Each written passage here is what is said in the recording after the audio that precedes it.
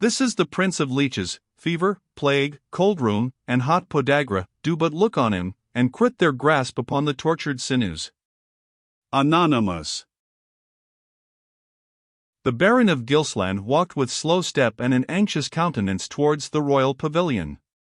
He had much diffidence of his own capacity, except in a field of battle, and conscious of no very acute intellect, was usually contented to wonder at circumstances which a man of livelier imagination would have endeavored to investigate and understand, or at least would have made the subject of speculation. But it seemed very extraordinary, even to him, that the attention of the bishop should have been at once abstracted from all reflection on the marvelous cure which they had witnessed, and upon the probability it afforded of Richard being restored to health, by what seemed a very trivial piece of information announcing the motions of a beggarly Scottish knight, than whom Thomas of Gilsland knew nothing within the circle of gentle blood more unimportant or contemptible, and despite his usual habit of passively beholding passing events, the Baron's spirit toiled with unwonted attempts to form conjectures on the cause. At length the idea occurred at once to him that the whole might be a conspiracy against King Richard, formed within the camp of the Allies, and to which the bishop, who was by some represented as a politic and unscrupulous person, was not unlikely to have been accessory. It was true that, in his own opinion, there existed no character so perfect as that of his master, for Richard being the flower of chivalry, and the chief of Christian leaders, and obeying in all points the commands of Holy Church, de Vaux's ideas of perfection went no further. Still, he knew that, however unworthily, it had been always his master's fate to draw as much reproach and dislike as honor and attachment from the display of his great qualities, and that in the very camp, and amongst those princes bound by oath to the crusade, were many who would have sacrificed all hope of victory over the Saracens to the pleasure of ruining, or at least of humbling, Richard of England. Wherefore, said the Baron to himself, it is in no sense impossible that this El Hakim, with this his cure, or seeming cure, wrought on the body of the Scottish squire, may mean nothing but a trick, to which he of the Leopard may be accessory, and wherein the Bishop of Tyre, prelate as he is, may have some share. This hypothesis, indeed, could not be so easily reconciled with the alarm manifested by the bishop on learning that, contrary to his expectation, the Scottish knight had suddenly returned to the Crusaders' camp. But de Vaux was influenced only by his general prejudices, which dictated to him the assured belief that a wily Italian priest, a false-hearted Scot, and an infidel physician, formed a set of ingredients from which all evil, and no good, was likely to be extracted. He resolved, however, to lay his scruples bluntly before the king, of whose judgment he had nearly as high an opinion as of his valor. Meantime, events had taken place very contrary to the suppositions which Thomas de Vaux had entertained. Scarce had he left the royal pavilion, when, betwixt the impatience of the fever, and that which was natural to his disposition, Richard began to murmur at his delay, and express an earnest desire for his return. He had seen enough to try to reason himself out of this irritation, which greatly increased his bodily malady. He wearied his attendants by demanding from them amusements, and the breviary of the priest, the romance of the clerk, even the harp of his favorite minstrel, or had recourse to in vain. At length, some 2 hours before sundown, and long, therefore, ere he could expect a satisfactory account of the process of the cure which the Moor or Arabian had undertaken, he sent, as we have already heard, a messenger commanding the attendance of the Knight of the Leopard, determined to soothe his impatience by obtaining from Sir Kenneth a more particular account of the cause of his absence from the camp, and the circumstances of his meeting with this celebrated physician. The Scottish knight, thus summoned, entered the royal presence as one who was no stranger to such scenes. He was scarcely known to the King of England, even by sight, although, tenacious of his rank, as devout in the adoration of the lady of his secret heart, he had never been absent on those occasions when the munificence and hospitality of England opened the court of its monarch to all who held a certain rank in chivalry. The king gazed fixedly on Sir Kenneth approaching his bedside, while the knight bent his knee for a moment, then arose, and stood before him in a posture of deference, but not of subservience or humility, as became an officer in the presence of his sovereign. "Thy name," said the king, "is Kenneth of the Leopard, from whom hadst thou degree of knighthood?" "I took it from the sword of William the Lion, King of Scotland," replied the Scot. "A weapon," said the king, "well worthy to confer honor, nor has it been laid on an undeserving shoulder. We have seen thee bear thyself knightly and valiantly in press of battle, when most need there was, and thou hadst not been yet to learn that thy deserts were known to us, but that thy presumption in other points has been such that thy services can challenge no better reward than that of pardon for thy transgression. What sayest thou, ha?" Kenneth attempted to speak, but was unable to express himself distinctly. The consciousness of his too ambitious love, and the keen, falcon glance with which Coeur de Lion seemed to penetrate his inmost soul, combining to disconcert him. "And yet," said the king, "although soldiers should obey command, and vassals be respectful towards their superiors, we might forgive a brave knight greater offense than the keeping a simple hound, though it were contrary to our express public ordinance." Richard kept his eye fixed on the Scot's face, beheld and beholding, smiling inwardly at the relief produced by the turn he had given to his general accusation. "So please you, my lord," said the Scot, "your majesty must be good to us poor gentlemen of Scotland in this matter. We are far from home, scant of revenues, and cannot support ourselves as your wealthy nobles, who have credit of the Lombards. The Saracens shall feel our blows the harder that we eat a piece of dried venison from time to time with our herbs and barley cakes." "It skills not asking my leave," said Richard, "since Thomas de Vaux, who doth, like all around me, that which is fittest in his own eyes, hath already given thee permission for hunting and hawking." "For hunting only, and please you," said the Scot. "But if it please your majesty to indulge me with the privilege of hawking also, and you list to trust me with a falcon on fist, I trust one could supply your royal mess with some choice waterfowl." "I dread me, if thou hadst but the falcon," said the king, "thou wouldst scarce wait for the permission. I wot well it is said abroad that we of the line of Anjou resent offence against our forest laws as highly as we would do treason against our crown. To brave and worthy men, however, we could pardon either misdemeanor. But enough of this. I desire to know of you, Sir Knight, wherefore, and by whose authority, you took this recent journey to the wilderness of the Dead Sea and Engaddi?" "By order," replied the knight, "of the Council of Princes of the Holy Crusade." "And how dared anyone to give such an order, when I not the least, surely, in the league, was unacquainted with it?" "It was not my part, please your highness," said the Scot, "to inquire into such particulars. I am a soldier of the cross, serving, doubtless, for the present, under your highness's banner, and proud of the permission to do so, but still one who hath taken on him the holy symbol for the rights of Christianity and the recovery of the Holy Sepulchre, and bound, therefore, to obey without question the orders of the princes and chiefs by whom the blessed enterprise is directed. That indisposition should seclude, I trust for but a short time, your highness from their councils, in which you hold so potential a voice, I must lament with all Christendom, but, as a soldier, I must obey those on whom the lawful right of command devolves, or set but an evil example in the Christian camp." "Thou sayest well," said King Richard, "and the blame rests not with thee, but with those with whom, when it shall please heaven to raise me from this accursed bed of pain and inactivity, I hope to reckon roundly. What was the purport of thy message?" "Methinks, and please your highness," replied Sir Kenneth, "that were best asked of those who sent me, and who can render the reasons of mine errand, whereas I can only tell its outward form and purport." "Palter not with me, Sir Scot, it were ill for thy safety," said the irritable monarch. "My safety, my lord," replied the knight firmly, "I cast behind me as a regardless thing when I vowed myself to this enterprise, looking rather to my immortal welfare than to that which concerns my earthly body." "By the mass," said King Richard, "thou art a brave fellow. Hark thee, Sir Knight, I love the Scottish people, they are hardy, though dogged and stubborn, and, I think, true men in the main, though the necessity of state has sometimes constrained them to be dissemblers.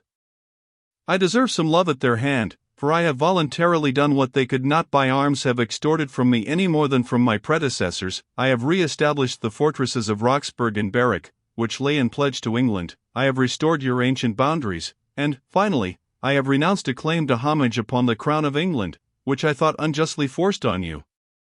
I have endeavored to make honorable and independent friends, where former kings of England attempted only to compel unwilling and rebellious vassals. All this you have done, my lord king, said Sir Kenneth, bowing, all this you have done, by your royal treaty with our sovereign at Canterbury. Therefore have you me, and many better Scottish men, making war against the infidels, under your banners, who would else have been ravaging your frontiers in England. If their numbers are now few, it is because their lives have been freely waged and wasted. I grant it true, said the king, and for the good offices I have done your land I require you to remember that, as a principal member of the Christian League, I have a right to know the negotiations of my confederates. Do me, therefore, the justice to tell me what I have a title to be acquainted with, and which I am certain to know more truly from you than from others. My lord, said the Scot, thus conjured, I will speak the truth, for I well believe that your purposes towards the principal object of our expedition are single-hearted and honest, and it is more than I dare warrant for others of the Holy League. Be pleased, therefore, to know my charge was to propose, through the medium of the hermit of Engaddi, a holy man, respected and protected by Saladin himself. A continuation of the truce, I doubt not, said Richard, hastily interrupting him. No, by St. Andrew, my liege, said the Scottish knight, but the establishment of a lasting peace, and the withdrawing our armies from Palestine. St. George, said Richard, in astonishment. Ill as I have justly thought of them, I could not have dreamed they would have humbled themselves to such dishonour. Speak, Sir Kenneth, with what will did you carry such a message? With right good will, my lord, said Kenneth, because, when we had lost our noble leader, under whose guidance alone I hoped for victory, I saw none who could succeed him likely to lead us to conquest, and I accounted it well in such circumstances to avoid defeat. And on what conditions was this hopeful peace to be contracted, said King Richard, painfully suppressing the passion with which his heart was almost bursting. These were not entrusted to me, my lord, answered the knight of the couched leopard. I delivered them sealed to the hermit. And for what hold you this reverend hermit, for fool, madman, traitor, or saint? Said Richard. His folly, sire, replied the shrewd Scottish man, I hold to be assumed to win favour and reverence from the Paynimry, who regard madmen as the inspired of heaven, at least it seemed to me as exhibited only occasionally, and not as mixing, like natural folly, with the general tenor of his mind. Shrewdly replied, said the monarch, throwing himself back on his couch, from which he had half raised himself. Now of his penitence? His penitence, continued Kenneth, appears to me sincere, and the fruits of remorse for some dreadful crime, for which he seems, in his own opinion, condemned to reprobation. And for his policy, said King Richard. Methinks, my lord, said the Scottish knight, he despairs of the security of Palestine, as of his own salvation, by any means short of a miracle, at least, since the arm of Richard of England hath ceased to strike for it. And, therefore, the coward policy of this hermit is like that of these miserable princes, who, forgetful of their knighthood and their faith, are only resolved and determined when the question is retreat, and rather than go forward against an armed Saracen, would trample in their flight over a dying ally. Might I so far presume, my lord king, said the Scottish knight, this discourse but heats your disease, the enemy from which Christendom dreads more evil than from armed hosts of infidels. The countenance of King Richard was, indeed, more flushed, and his action became more feverishly vehement, as, with clenched hand, extended arm, and flashing eyes, he seemed at once to suffer under bodily pain, and at the same time under vexation of mind, while his high spirit led him to speak on, as if in contempt of both. You can flatter, Sir Knight, he said, but you escape me not. I must know more from you than you have yet told me. Saw you my royal consort when at Engaddi? To my knowledge, no, my lord, replied Sir Kenneth, with considerable perturbation, for he remembered the midnight procession in the Chapel of the Rocks. I ask you, said the king, in a sterner voice, whether you were not in the chapel of the Carmelite nuns at Engaddi, and there saw Berengaria, Queen of England, and the ladies of her court, who went thither on pilgrimage? My lord, said Sir Kenneth, I will speak the truth as in the confessional. In a subterranean chapel, to which the anchorite conducted me, I beheld a choir of ladies do homage to a relic of the highest sanctity, but as I saw not their faces, nor heard their voices, unless in the hymns which they chanted, I cannot tell whether the Queen of England was of the bevy.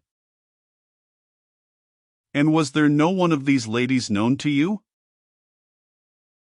Sir Kenneth stood silent. I ask you, said Richard, raising himself on his elbow, as a knight and a gentleman, and I shall know by your answer how you value either character, did you, or did you not, know any lady amongst that band of worshippers? My lord, said Kenneth, not without much hesitation, I might guess. And I also may guess, said the king, frowning sternly, but it is enough. Leopard as you are, sir knight, beware tempting the lion's paw. Hark ye, to become enamored of the moon would be but an act of folly, but to leap from the battlements of a lofty tower, in the wild hope of coming within her sphere, were self-destructive madness. At this moment some bustling was heard in the outer apartment, and the king, hastily changing to his more natural manner, said, Enough, begone his speed to de Vaux, and send him hither with the Arabian physician. My life for the faith of the Soldan. Would he but abjure his false law, I would aid him with my sword to drive this scum of French and Austrians from his dominions, and think Palestine as well ruled by him as when her kings were anointed by the decree of heaven itself. The Knight of the Leopard retired, and presently afterwards the Chamberlain announced a deputation from the council, who had come to wait on the majesty of England. It is well they allow that I am living yet, was his reply. Who are the reverend ambassadors? The Grand Master of the Templars and the Marquis of Montserrat. Our brother of France loves not sickbeds, said Richard, yet, had Philip been ill, I had stood by his couch long since. Jocelyn, lay me the couch more fairly, it is tumbled like a stormy sea. Reach me yonder steel mirror, pass a comb through my hair and beard. They look, indeed, liker a lion's mane than a Christian man's locks. Bring water. My lord, said the trembling chamberlain, the leeches say that cold water may be fatal. To the foul fiend with the leeches, replied the monarch, if they cannot cure me, think you I will allow them to torment me? There, then, he said, after having made his ablutions, admit the worshipful envoys, they will now, I think, scarcely see that disease has made Richard negligent of his person. The celebrated master of the Templars was a tall, thin, war-worn man, with a slow yet penetrating eye, and a brow on which 1,000 dark intrigues had stamped a portion of their obscurity. At the head of that singular body, to whom their order was everything, and their individuality nothing, seeking the advancement of its power, even at the hazard of that very religion which the fraternity were originally associated to protect, accused of heresy and witchcraft, although by their character Christian priests suspected of secret league with the Soldan, though by oath devoted to the protection of the Holy Temple, or its recovery, the whole order, and the whole personal character of its commander, or Grand Master, was a riddle, at the exposition of which most men shuddered. The Grand Master was dressed in his white robes of solemnity, and he bore the abacus, a mystic staff of office, the peculiar form of which has given rise to such singular conjectures and commentaries, leading to suspicions that this celebrated fraternity of Christian knights were embodied under the foulest symbols of paganism. Conrad of Montserrat had a much more pleasing exterior than the dark and mysterious priest-soldier by whom he was accompanied. He was a handsome man, of middle age, or something past that term, bold in the field, sagacious in council, gay and gallant in times of festivity, but, on the other hand, he was generally accused of versatility, of a narrow and selfish ambition, of a desire to extend his own principality, without regard to the weal of the Latin kingdom of Palestine, and of seeking his own interest, by private negotiations with Saladin, to the prejudice of the Christian leaguers. When the usual salutations had been made by these dignitaries, and courteously returned by King Richard, the Marquis of Montserrat commenced an explanation of the motives of their visit, sent, as he said they were, by the anxious kings and princes who composed the Council of the Crusaders, to inquire into the health of their magnanimous ally, the valiant King of England. "We know the importance in which the princes of the Council hold our health," replied the English king, "and are well aware how much they must have suffered by suppressing all curiosity concerning it for 14 days, for fear, doubtless, of aggravating our disorder, by showing their anxiety regarding the event." The flow of the Marquis's eloquence being checked, and he himself thrown into some confusion by this reply, his more austere companion took up the thread of the conversation, and with as much dry and brief gravity as was consistent with the presence which he addressed, informed the king that they came from the council, to pray, in the name of Christendom, that he would not suffer his health to be tampered with by an infidel physician, said to be dispatched by Saladin, until the council had taken measures to remove or confirm the suspicion which they at present conceived did attach itself to the mission of such a person. "Grand Master of the Holy and Valiant Order of Knights Templars, and you, most noble Marquis of Montserrat," replied Richard, "if it please you to retire into the adjoining pavilion, you shall presently see what account we make of the tender remonstrances of our royal and princely colleagues in this religious warfare." The Marquis and Grand Master retired accordingly, nor had they been many minutes in the outward pavilion when the Eastern physician arrived, accompanied by the Baron of Gilsland and Kenneth of Scotland. The Baron, however, was a little later of entering the tent than the other two, stopping, perchance, to issue some orders to the warders without. As the Arabian physician entered, he made his obeisance, after the Oriental fashion, to the Marquis and Grand Master, whose dignity was apparent, both from their appearance and their bearing.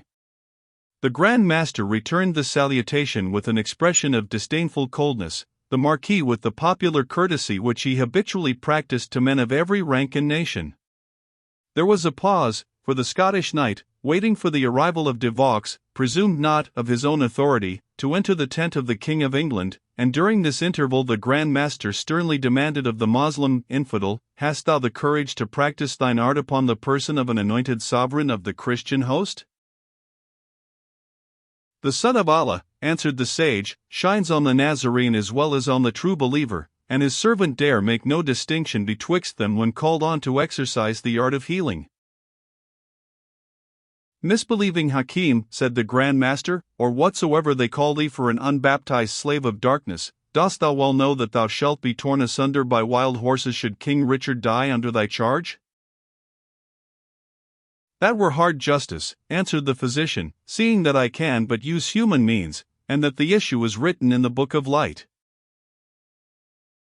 "Nay, reverend and valiant Grand Master," said the Marquis of Montserrat, "consider that this learned man is not acquainted with our Christian order, adopted in the fear of God, and for the safety of his anointed be it known to thee, grave physician, whose skill we doubt not, that your wisest course is to repair to the presence of the illustrious council of our Holy League, and there to give account and reckoning to such wise and learned leeches as they shall nominate, concerning your means of process and cure of this illustrious patient, so shall you escape all the danger which, rashly taking such a high matter upon your sole answer, you may else most likely incur."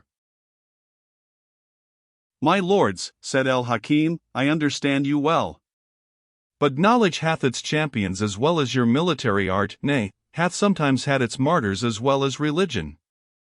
I have the command of my sovereign, the Sultan Saladin, to heal this Nazarene king, and, with the blessing of the Prophet, I will obey his commands.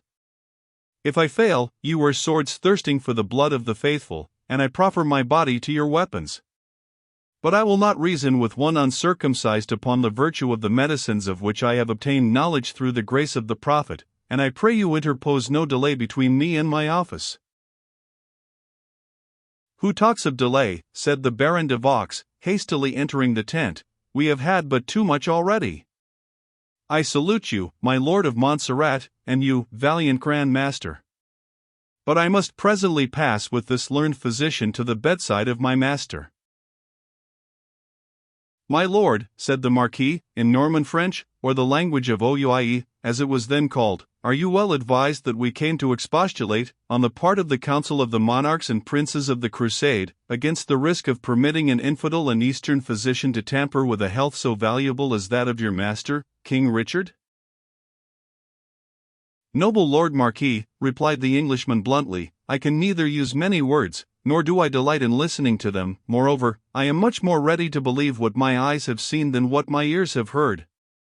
I am satisfied that this heathen can cure the sickness of King Richard, and I believe and trust he will labor to do so.